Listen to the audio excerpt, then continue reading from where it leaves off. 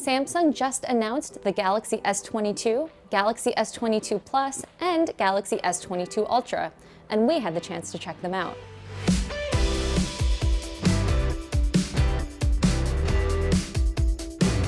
Let's start with the Galaxy S22 Ultra. Now, Samsung hasn't released a new Galaxy Note phone since 2020, and by all accounts, it doesn't seem like they're going to anytime soon. But the good news is that most of the features that Note fans are familiar with are now coming to the S22 Ultra. You can store the S Pen inside the device, which is a first for the Galaxy S line, and the design also looks a lot more like the Galaxy Note. And of course, the Galaxy S22 Ultra has a giant screen and a 4-lens camera, which are both qualities that help set it apart from the regular S22 and S22 Plus. But those extra perks do come at a premium price, which is usually the case for Samsung's Ultra phones. The S22 Ultra starts at $1,200, while the S22 Plus starts at $1,000 and the regular S22 starts at $800. You can pre-order the phone starting today, but they don't launch until February 25th.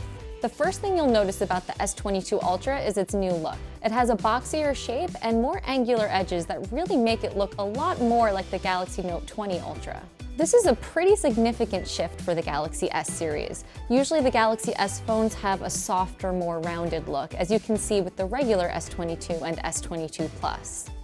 But the biggest thing that really makes the S22 Ultra feel like a Galaxy Note is, of course, the S Pen. You might remember that the Galaxy S21 Ultra also supported the S Pen. But this is the first Galaxy S phone to actually come with an S Pen in the box. Plus, there's also that slot on the device itself for storing it, just like on the Galaxy Note. Samsung also says that it reduced the latency of the S Pen this time around, and so far it does feel pretty smooth. Once again, Samsung is pointing to the camera system on the Ultra as being a really big selling point. It comes with 4 main cameras that include a 108 megapixel main lens, a 12 megapixel ultra-wide lens, and 2 10 megapixel telephoto lenses. On paper, that doesn't sound very different from the S21 Ultra, but Samsung claims that it's made some improvements to the way things work on the inside, especially when it comes to night photography.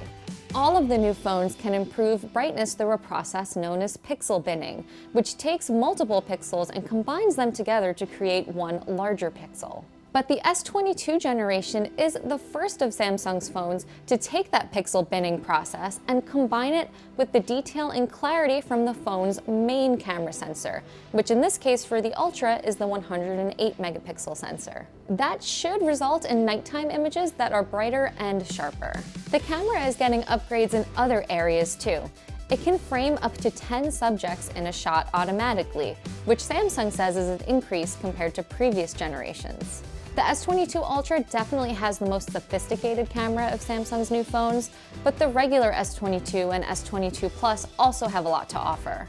Both phones have a 50 megapixel main camera, which is a really nice upgrade from the S21's 12 megapixel main camera. They're also both getting improvements to night photography and autofocus as well. But since the S22 Ultra does have that bigger 108 megapixel main sensor, we are still expecting to see crisper and clearer photos from the Ultra. Of course, we won't know how good the cameras on Samsung's new phones really are until we test them ourselves. As for size, Samsung is keeping the same small, medium, and large options as it had last year. The Galaxy S22 is the smallest of the bunch with a 6.1-inch screen, while the S22 Plus has a 6.6-inch screen. And of course, the Galaxy S22 Ultra is the biggest option with a 6.8-inch screen. All 3 phones can also crank their screen's refresh rates up to 120 Hz for smoother scrolling. We can also expect to see Qualcomm's new Snapdragon 8 Gen 1 chip powering all of these devices across the board. It's not surprising that Samsung is essentially replacing the Galaxy Note with the Galaxy Ultra. After all, both phones really served the same purpose in Samsung's lineup. They're both known for their giant screens and more powerful cameras compared to Samsung's regular Galaxy S phones.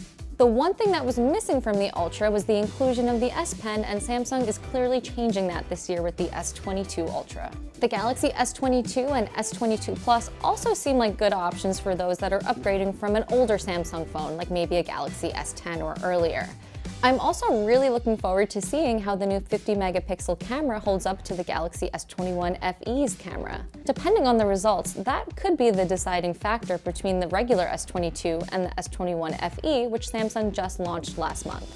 Stay tuned for our full review of Samsung's new phones. And don't forget to check out the description to see our full story, which has more details about all three phones. Thanks for watching.